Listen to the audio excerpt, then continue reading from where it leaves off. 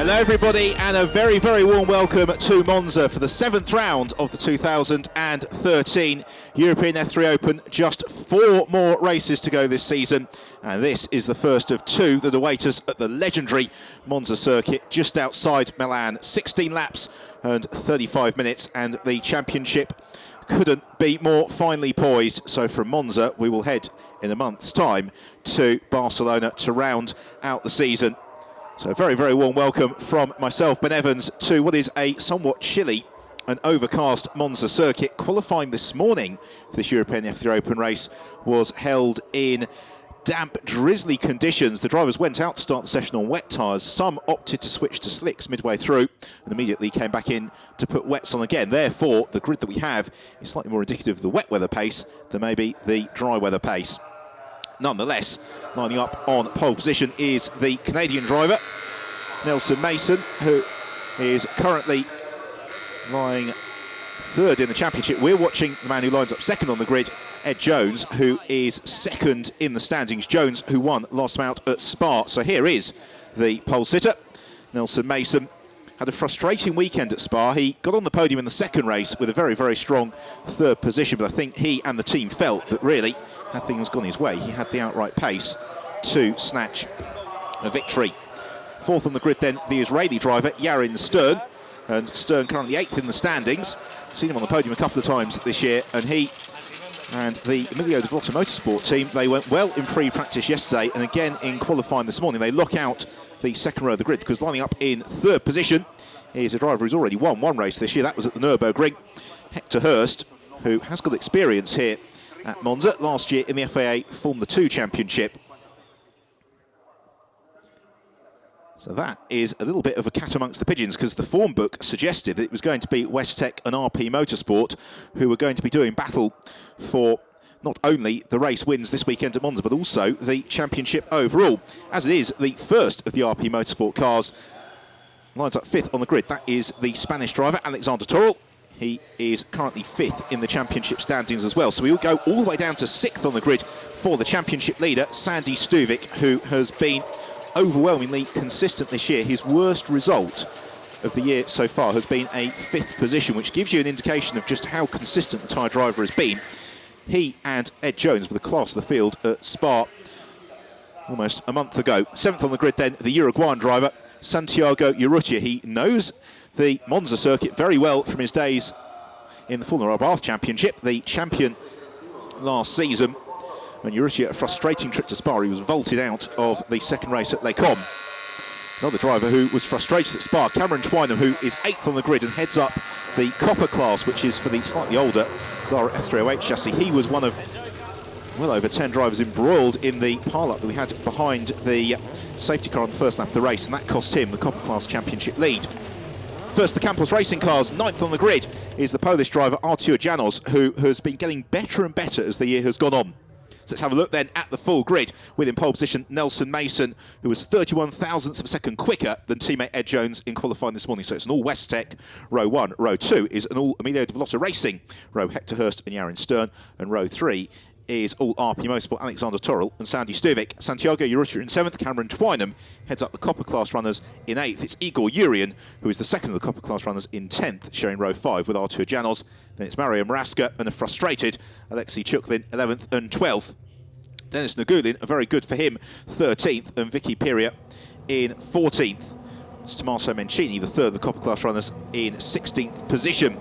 A welcome to the championship for the Norwegian driver Falco Bauer, making his European F3 Open debut this weekend. He lines up in 19th. He's a quick racer, is Falco, so we can expect to see him charging up through the field. Nicholas Pola lines up in 27th, the new for him, Dallara F312, his F308 car, destroyed in the crash that we had at Spa.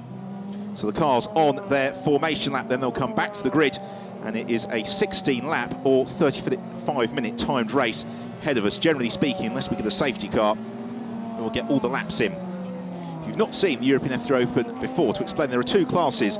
There is the principal class, which is for the Lara F312 chassis, and then the Copper class, which is for the slightly older Lara F308. All the cars run with Control compound Dunlop tyres. They also have Control engines, gearboxes and other parts supplied by the GT Sport organisation. As a result, it keeps development costs to a minimum, really puts the emphasis on what the drivers can do with the setup, and therefore it gives us huge grids and a very affordable way of going Formula 3 racing.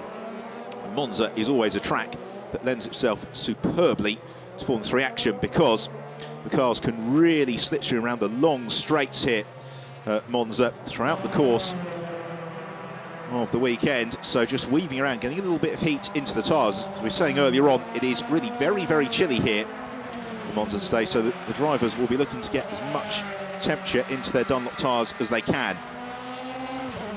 The championship very, very finely poised. It's Sandy Stuvik, the tyre driver, who leads the way in his RP Motorsport car. He is just 8 points clear of the UAE driver, Ed Jones, in second. The pair of them have got a reasonably substantial advantage over third-place man Nelson Mason, who is just a handful of points, 7 points clear of Santiago Urrutia in fourth position.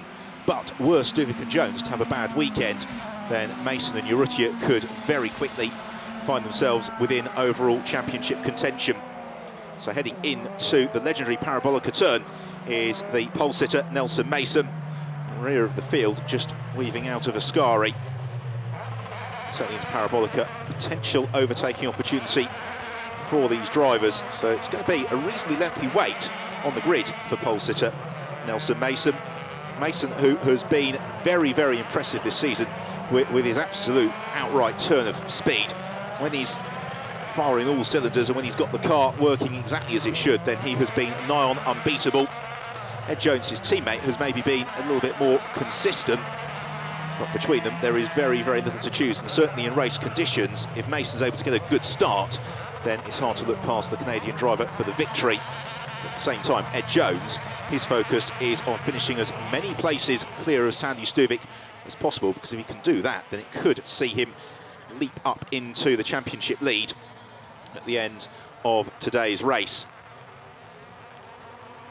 So the cars heading on to the legendary Monza grid. This really is a must-do circuit for all these young drivers. Their sights are all very firmly set on hopefully one day graduating towards Formula 1. And this, the home of the Italian Grand Prix. We've had a Grand Prix here every year since 1981, and many, many years before that, just the hiatus back in 1980 when the Italian Grand Prix went to Imola. So this is a track all the drivers want to do well on. It's one that they know a good performance will open the eyes of the Formula 1 team bosses. At the very back of the grid then, Alexandre Cougnaud. Frustrating for the Frenchman, lies 7th in the championship and was the quickest driver out of the 3 free practice sessions that we had yesterday. So watch for Cougnaud charging up from the rear of the field, because this is a track that you can overtake on. And whereas I think a podium position will be a little bit too much of an ask for Cougnaud, certainly the opportunity to get himself well into the top 10 and some more points-paying positions is available. So the Westtech squad look on actually in the garage, and we've got a problem for Hector Hurst on the grid, and his car is smoking very, very heavily. So that's the third place car, Hector Hurst, the Emilio de Villota Motorsport car. And yes, they're going off on the second green flag formation lap, and that is because Hector Hurst's engine has possibly gone pop. He's dropping a lot of fluid. Well, he's got the car underway, and so it's the number 6 car of Hector Hurst who was smoking on the grid. Whatever it was would appear, well, I don't think it would appear to have resolved itself, and Hurst would be well advised here to pull off the road, because there's a risk that he could be dropping a trail of oil or some other slippery fluid onto the racing line, which is going to make it very, very treacherous to head into the Rettifilo for the first time of asking. So the cars are on the second green flag formation lap. The race clock has already begun to tick down, so although the race isn't underway as such, it has officially started. So we've covered the overall championship. In the Copper Championship, which is for the F308 cars, well, that is equally tight. It's currently headed up by the Slovakian driver Richard Gonda, who is 6 points clear of the Brit Cameron Twynham. It's Twynham who very much had the advantage in qualifying, because he lines up at a very, very impressive 8th overall. Richard Gonda down in 23rd position. Twynham took the lead of the Copper Championship actually midway through the Spa weekend, but then his elimination in the incident that came behind the safety car that brought out the red flag at Spa left the way clear for Richard Gonda to get a good points finish amongst a somewhat depleted Copper class field, and therefore that has given Gonda once more the advantage in the copper class, but the yellow car of Twynham, there he is, weaving around, is certainly going to be worth watching. Driver who's adapted very well to the Formula 3 machinery, his first year racing these Formula 3 cars in the European F3 Open. They're all new tracks as well for Cameron Twynham. One other change to bring you fully up to date with is that Daviano Favoranti, running for the Corpetta Competizione team, he has stepped up from the copper class into the Corpetta team's brand new Dallara F312 chassis. Coming towards the end of this extra formation lap through Ascari, they're heading, and Hector Hurst, well, there he is in third position, weaving along as if he has every intention of taking to the stop. There's still smoke coming from the rear of the car. Now, it could be that the team are advising on the radio and saying, well, actually, we've just topped up the radiator and some of the other parts of the engine with a little bit too much water, and it's just steam burning itself off. I think the proof of the pudding will be that we're going to have another fairly lengthy wait on the grid here as the remainder of the field comes into position. And it's going to be a question as to whether or not Hector Hurst's car barbecues itself once more. There he is, smoke just emanating from the rear of the machine, and it's very, very rare to see mechanical issues with these cars in the European F3 Open because the control parts from the GT Sport organisation are always to the very, very highest standard. Engine failures are very rare, although we did have one for Santiago Urrutia in qualifying this morning. The Marshal is trying to wave Hector Hurst off the grid with not an overwhelming degree of success. Hopefully, though, we're going to get the action underway on this occasion. Our timing screen is telling us that the race duration, or race distance rather, has been dropped from 16 to 15 laps. So it's going to be a 15-lap race. They're going to have just over 31 minutes with which to complete those 15 laps. We've got one car heading into the pit lane, and that would appear to be the Mexican driver, Gerardo Nieto. So frustration for Nieto, who has had one of those seasons when everything's gone well. He has been blindingly fast. Unfortunately, he heads into the pit lane and potentially not even the opportunity to start the race. So looking from the commentary box window, there is still a little bit of smoke coming from Hector Hurst's car. Not as much as there was last time around. Certainly, I would suggest not enough to preclude the race getting underway for the second time of asking. So the last few cars going to file into position. Of course, with the gap where Gerardo Nieto should have been. So Alexandra Cugno comes to a halt. The Marshal is about to hoist aloft the green flag. He does now. So we're very shortly going racing here at Monza in the European F3 Open. The revs rise. The red light flashes out. And away we go. And it's a poor start from both Mason and Jones. In particular, Nelson Mason bogged down. Alexander Toro got away superbly well as they head down towards the Rettifilio for the first time. It's Ed Jones to the inside. It is Toro to the outside, and Yarin Stern also very much up in the mix as they hit the brakes, and it is Ed Jones who leads the way. It's Toro in second place. Sandy Stuvik has come up into third. Yarin Stern was in fourth. He gets elbowed aside by Santiago Urrutia, and Nelson Mason, unfortunately, has slipped down into sixth position, and Hector Hurst has still got problems. Smoke coming from his car as he drops down through the order. The pack successfully negotiate the Curva Grande for the first time, then hit the brakes into the second chicane. It all gets a little bit congested as Nelson Mason looks to gain ground and does so. He's passed Yarin Stern, one of the RP Motorsport cars, who ran out very wide, but they're all cleanly through. So Nelson Mason up into fourth position. It was Urrutia. He's rejoined in fifth. So Nelson Mason already recovering from that disappointing start. His task is now to get into the slipstream behind Sandy Stuvik and Alexander Toro. As Artur Janos, he has got Marco Mencini just behind him in the bright yellow car. They're fighting very much in the midfield as the race leader Jones arrives into the Ascari chicane for the first time. He's got the orange helmeted Alexander Toro just behind him. Then it's the tyre driver Sandy Stuvik, the championship leader and really Jones' principal rival, who is next along. Then it's Nelson Mason in fourth, Urrutia fifth, Yarin Stern in sixth. Up into seventh has come Mario Marasca, the first of the BVM cars, as they sprint down the back straight and into the legendary Parabolica for the first time. Already the leading quartet beginning to spread themselves out in the midfield, though it's looking very, very busy as they hit the brakes into the Parabolica. It's Falco Bauer who heads up that train of cars. Richard Gonda sniffing to the outside in the DriveX machine. He's going to lose out. They're three wide through the Parabolica for the first time. Absolutely fantastic stuff in the midfield. That's going to take some sorting out as they hit the brakes into the first chicane. Video already through, though. We have got the leading group of cars. They all seem to have closed up on each other somewhat, using the slipstream effect. And there is Hector Hurst, who's dropped all the way down to 12th. So whatever the problem was, it is worsening. And yes, now Hurst pulls off the road. So suspect that the water pressure in that engine has dropped to absolutely zero. And so Hector Hurst's race comes to a frustratingly early finish.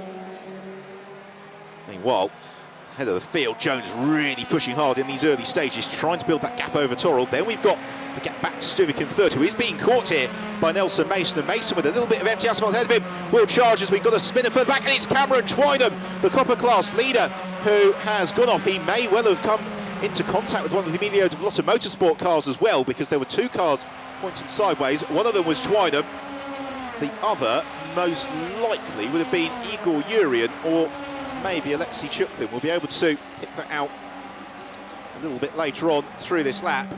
Here we go, and it was a spin from Twynham, and he actually then forced Chuklin into the spin, so very disappointing there for the Russian driver. Let's have another look at it. Twynham was looking for the move to the inside, a ghost of contact, and around they go. It's Falco Bauer doing battle with the opening chicane. Well, sniff to the inside there from Mario Marasca on Yarin Stern into the Parabolica. No way through there from Marasca, has crossed the line, completing the third lap of the race. Then Ed Jones, 1.2 seconds his advantage over Torrell. Then it's 1.4 back to Sandy Stuvik, who's got a couple of seconds advantage in turn over Nelson Mason. The Copper Class, though, is going to have been utterly turned on its head, as it's Igor Urian who leads the way over the line from Liam Venter and Tommaso Mencini. That's how they line up in the Copper Class. There's Sandy Stuvik. Nelson Mason just not quite able to get into his slipstream at the moment. Then Santiago Urrutia. Then we've got Mario Marasca. There's a replay of Richard Gonda being launched into the air and removing the rear wing. I think it was Trino Rojas. Now that, for Richard Gonda, could be very, very significant with Knight of the Copper Class Championship, because both he and Cameron Twynham are encountering difficulties in this race. Fortunately for them, Tommaso Mencini, who's third in the standings, is somewhere adrift, and only third Copper Class runners in this race. So Yarin Stern has been able to pick his way back past Mario Marasca. I suspect that Marasca was maybe told by the team on the radio, see if that spot back then. They have got Denis Nagulin up behind them. This is a very strong performance from the former Russian Touring Car Championship racer Nagulin, who's got a fantastic view of the side-by-side action. 4-6th into Ascari. To the inside, it's the black car of Yarin Stern. To the outside, keeping his foot in and taking the place, Mario Marasca. But will he be able to carry the momentum out of Ascari and along the back straight, down behind the rear of the pits and on towards the Parabolica? I don't think he has got the momentum, Mario Marasca, in the white-orange machine. He covers the inside line, but already Yarin Stern is through. Marasca then looks to try and take some reciprocal slipstream. Can't quite do it. And all that allows Denis Nagulin to close up onto the tail of the pair of them as Stern runs a little bit wide through the Parabolica. Mario Marasca looks to draw alongside as they sprint down the start and finish straight and on to the start of the fifth lap of the race. Bork's got time to have a conversation as Yarin Stern looks across, tries to cut across. Mario Marasca weaves to the other side of the road. Yarin Stern has covered the inside line. They both hit the brakes and they remain as they were. But what they've got to concern themselves with here is they've got a queue of Campos Racing cars looking to join the train. First of all, it's the white car, black helmet. That's Denis Nagulin. Then it's white car, yellow helmet, and that is Artur Janos. And they've also got Valerio Carballo, who's a little bit further back in the third. The Campos cars. Meanwhile, the leading group remains as was. So Ed Jones, Alexander Torrell, Sandy Stuvik, Nelson Mason, Santiago Urrutia in that order. They have broken well clear of this battle, which is still raging.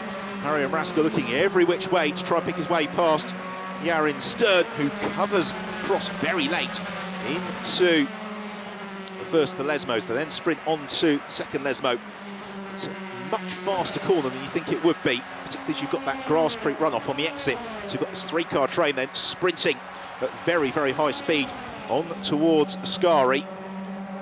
And again, Marasca looks to the inside line. Yarin Stern gives him racing room. Who's feeling bravest on the brakes?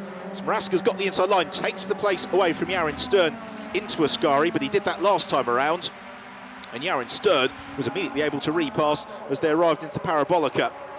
Still Jones who leads the way. Second and third are coming together though, aren't they? Because Sandy Stuvik, there he is, the championship leader, driver from Thailand, closing in on Alexander Toril, just ahead of him, and he might be close enough to take advantage of the slipstream from his RP Motorsport teammate, this time along the start and finish straight. Unfortunately for Nelson Mason, he's not quite as yet been able to get into the tow of the two cars in front. What he could really do with is Toril and Stuvik getting themselves involved in a little bit of a battle. For the time being though, I suspect Sandy Stewart will be just content to sit behind Alexander Toril for the next lap or so, see whether or not by working together they've got the pace to reel in Ed Jones. Jones is currently 1.8 seconds clear head of the field, so the tussle second and third through Curva Grande, and Stuvik could be poised to challenge here into the chicane. Alexander Toril knows it, so he covers the inside line. Stuvik looks to the outside, through he goes, and up into second position. So we're now getting back to the battle that we really hope we'd see this weekend, which is the two drivers, first and second in the championship, running first and second on the road.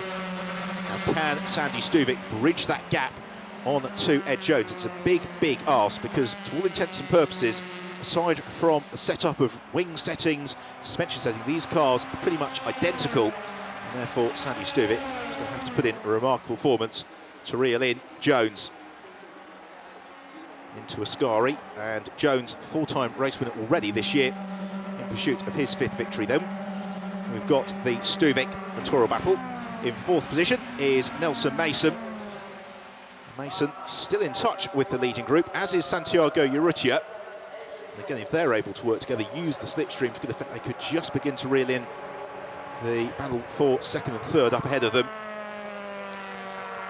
Arriving into the Parabolica then, Nelson Mason. You can see him just tilting his head nice and early, looking well up, head into the corner. That's what all these drivers do. They're not really thinking about the corner that they're driving at any given moment. They're thinking about the next corner, setting the car up perfectly for the long run down this start and finish straight, and then where they'll brake for the opening chicane.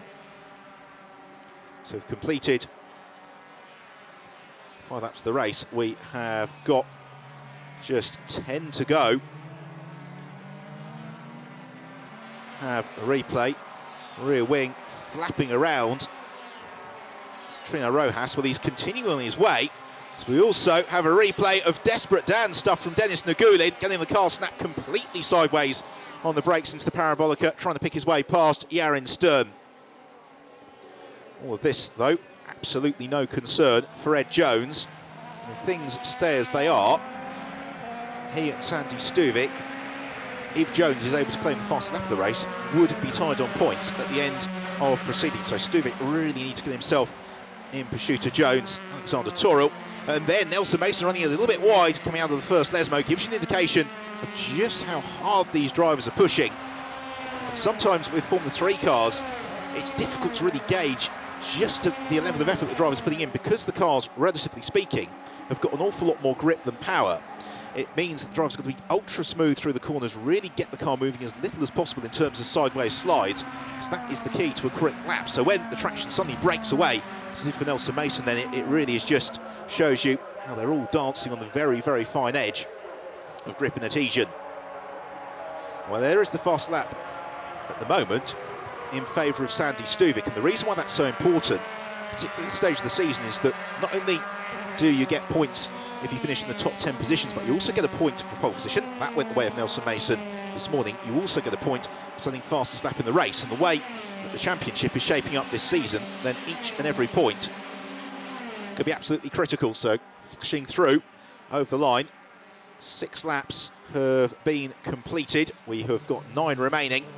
Jones just rides the curbs, and it's now Nelson Mason who sets fast lap of the race, and you can see the ground that Mason is just beginning to make up, and a podium is not out of the question yet for Nelson Mason, because last time through he was 0.6 of a second faster than Alexander Toril. He was also half a second quicker than the race leader Ed Jones, and he's only 4.5 seconds back. So Mason's able to continue that rate of capture on Alexander Toril and Sandy Stuvik, then he could well find himself up onto the podium. We saw Mason do this at Spa, but he really worked miracles to chase down the cars in front without the advantage of the slipstream. Meanwhile, in the copper class, Richard Gonda has got Trino Rojas, his victim for a couple of laps ago, looking to challenge him around the Curva Grande. And you'd have to say this is probably the one circuit in these Formula 3 cars where you can get away without a rear spoiler, as Trino Rojas is proving at the moment. Because it's such a high-speed track, it does mean that he's got absolutely no traction in the rear of the corner. He's going to have a very educated right foot. At the moment, he's got just that. He's racing himself currently to 4th in the Copper class, the class being led by Igor Urian from Liam Venter and Tommaso Mancini. This is the battle for 4th and 5th in the Copper class between Trino Rojas, minus the wing, Richard Gonda, who removed it, and then they're being caught by the recovering Alexei Chuklin. And Chuklin looking to make the move on Richard Gonda. He's got the inside line into Ascari here as Alexei Chuklin through he goes. That's a lovely move, very, very late on the brakes. So the place gained Chuklin, who climbs up into 20th position as a result of that. In the meantime, Igor Urian, the car he's passing is Gerardo Nieto, who we saw pulling into the pits at the end of the formation lap. So that is essentially to put a lap into Nieto. His next target is Damiano Favoranti. Favoranti making his debut in the F312 this weekend. Joes continues to try and pull clear of Stuvik and Toril.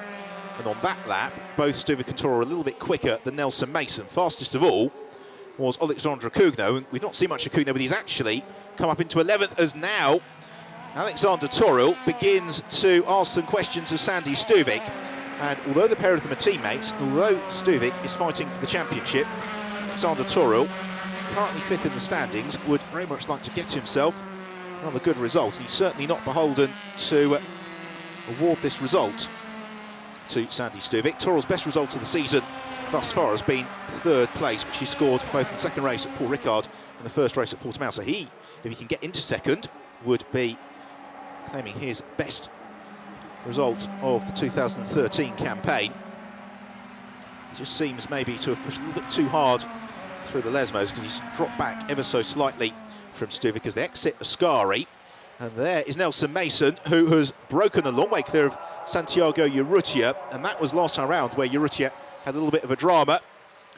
Talking of dramas, Yarin Stern runs out very wide on the exit of Lesmo. Here is the sort out for 3rd position in the Copper class into the chicane. It's Richard Gonda who went straight ahead on that occasion. And this has been a very, very impressive lap from Nelson Mason as they cross the line. Be very surprised that isn't the fastest lap of the race in favour of Mason, because he's utterly reeled in Alexander Toril. There is Mason in the blue machine, Toril just ahead of him. A couple of moments ago, Nelson Mason was well over 2 seconds back. He is now just 8/10 of a second back. He has indeed set the fast lap of the race. He's the only driver to have dipped beneath the 1 minute 49 second barrier. Question is, though, how much life in his tyres has Nelson Mason got left? But you would suggest, because we're only really half race distance here, as Yarin Stern and Dennis Nagulin going side by side through Curva Grande. And they've got Alexandra Kugno right in behind them. Kugno from the very, very back of the grid is looking to progress as they all jump on the brakes. This is going to get very, very tight. Almost contact between Nagulin and Yarin Stern. And Alexandra Kugno is trying to pick his way through this. He draws alongside Dennis Nagulin as they arrive into the first Lesmo. And I thought he was going to go through, but Nagulin plants his right foot, finds the grip around the outside, and is able to withstand the pressure of the Frenchman as they then sprint out to the second Lesmo. Still Yarin Stern ahead of this queue. This is the battle for 9th, 10th and 11th position for Alexandra Kugno. One more place will get him into the points, which is really what he's aiming to do. At the same time, Nagulin looks to challenge Yarin Stern into Ascari. So Nagulin to the inside, Yarin Stern chops across the outside. And this is all getting a little bit frantic. Yarin Stern heads the queue, which immediately goes 3 wide as they sprint on towards the Parabolica. So it's the black car of Stern to the inside, white machine Nagulin into the middle, as we also see Campos' teammates Valerio Carballo and Artur Janos doing battle into the Parabolica. It's Janos to the outside, Carballo to the inside. I suspect Valerio Carballo may well have the best of this as they sprint on the start and finish straight. The yellower of the helmets is Artur Janos. This driver, car number 9. It's going to be a drag race all the way to the first chicane, where it is Carballo who's going to have the inside line, and so she does finally make the move on Artur Janels. That is good enough for 7th position. Valerio Carballo. And that would match the best finish of the year for any of the Campos Racing cars. It's their strongest performance of the season to date. A pair of them sprinting through Curva Grande. Their next target is Mario Marasca, who's up to 6th. As another big sort out into the opening chicane. Again, through the chicane goes Richard Gonda, and he might well be looking at the sharp end of a drive-through penalty here, Gonda, because that's the second time he's done it in 3 laps. It's Trino Rojas, who is ahead of that queue. Really, wherever you look around the circuit, there's action going on. The black car, that's the Copper Class leader, Igor Yurin. The blue machine, the inventor, he is 2nd in the Copper Class. And then the ferocious fight that's going on behind is for 3rd, Gerardo Nieto in the blue and white Telmex car. He's a lap down, as we mentioned earlier. Meanwhile, look at this for 2nd, 3rd and 4th. Ed Jones still leads, but now it is a 3-car train, all 3 of them separated by about 5 or 6 car lengths as they head out of the Parabolica and sprint down the start and finish straight. We have still got 5 laps of racing here to go at Monza, so everything to race for. Now, who is going to be able to take advantage in the slipstream? I don't think anybody's going to be quite close enough to challenge this time around. So it is Stuvik ahead of the queue, then the orange helmeted Alexander Torrell, the blue car. Nelson Mason, teammate to this man, Ed Jones, who leads the race, and Torrell was showing his nose to Sandy Stuvik as they jumped on the brakes. Now, is that going to give Nelson Mason the opportunity to potentially challenge through Curva Grande? Certainly Torrell looking very, very feisty. And does Torrell fancy his chances into the second chicane? He certainly does. He draws to the inside line, jumps on the anchors, forces Sandy Stuvik out wide. So the place, 2nd position goes to Alexander Torrell, and it very nearly becomes 3rd for Nelson Mason as Sandy Stuvik slithered wide. They arrive into the first Lesmo, and they're going to all sort themselves out again when they arrive into Ascari. This is fantastic news for the race leader Ed Jones, because if this battle intensifies, it's going to give Jones the opportunity really to run off into the distance. Nelson Mason in the slipstream very firmly behind Sandy Stuvik as they sprint towards Ascari. And Mason shows himself to the inside. He's not quite close enough, so instead he gets into the toe behind Sandy Stuvik. He'll look for a good run on towards the Parabolica. Meanwhile, the fight for 3rd in the Copper Class gets increasingly lively. Meanwhile, we go to the fight for 2nd place in the race overall. And it's Mason looking to the outside of Sandy Stuvik into Parabolica. Oh, that's absolutely brilliant from Nelson Mason around the outside of Stuvik.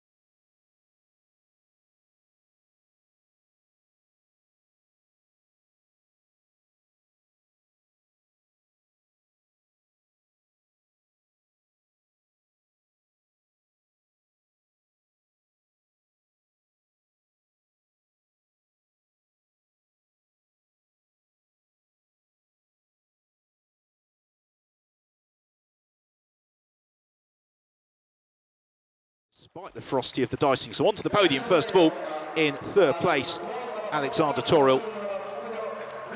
Runner-up, Nelson Mason. And then the race winner and new championship leader, Ed Jones.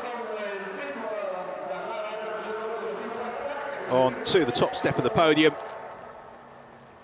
And smiles all around. Pause for the national anthems.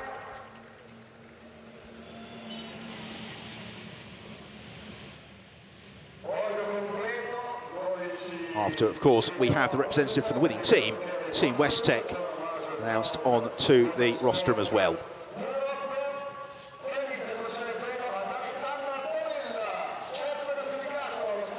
On to the presentation of the trophy. So first of all, third place for Alexander Toril, second place to Nelson Mason. Very, very attractive trophies as well. You can see the layout of the Monza circuit within the gear cog, a real souvenir for these drivers. And all smiles, Fred Jones on the podium. Delight for Team Westtech. Drivers then pose for the photos on the rostrum.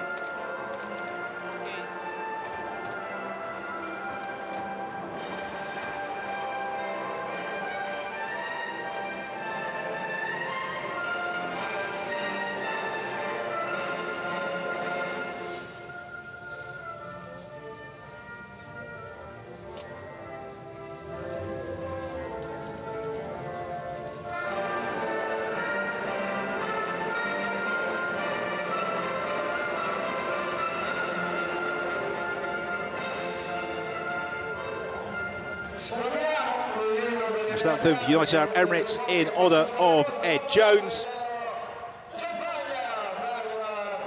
And now that the hard work of the day is done, the decision not to celebrate with the champagne on the rostrum, I suspect that's probably a mark of respect from Alexander Toril and the other drivers in memory of Gianni Marchetti.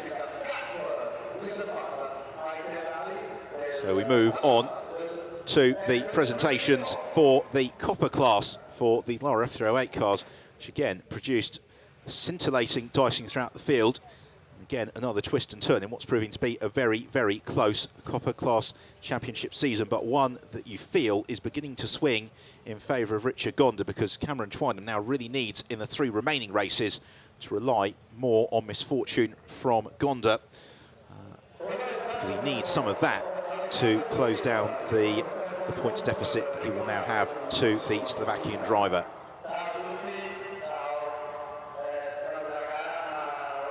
Again, these drivers, the results of the stage race have no bearing on the remainder of the weekend. They have qualifying first thing tomorrow morning, so for those that had a frustrating day, it is time to get back to the garage, have a look through the onboard video of the race, have a look at the telemetry, think about what you can do differently in the morning, relax overnight, and then be able to put in the performance that you'll be hoping for in qualifying tomorrow morning. For those that have had a successful day, it very much is repeat today's efforts and hope that gives you the same results. So the chance to enjoy in super slow motion some of the action on track. You can see Jones just seesawing at the wheel. These cold conditions, particularly in the early stages, would have meant it wasn't the work of a moment to get some heat into the tyres. Troll compound Dunlop tyre, durable for all weathers, but it's an ambient air temperature about 15 degrees centigrade, and some of the drivers will have been reasonably grateful for that additional formation lap that we had after all those mechanical troubles for Hector Hurst. Hurst, really the sole retiree, and for Hurst very disappointing, as it will see him maintain sixth in the championship standings but drift further back from Alexander Toril and possibly into the clutches of Alexandra Kugno. So on to the copper class podium then, and in third position, Richard Gonda for the DriveX team. In second position, continuing the good day for Team Westtech, South African driver Liam Venter, and then the copper class winner, Spaniard Igor Urian, who drove a very smooth, calm and collected race and thoroughly deserving of victory in the copper class. That gives Emilio de Vlota Racing the Copper Class Teams victory.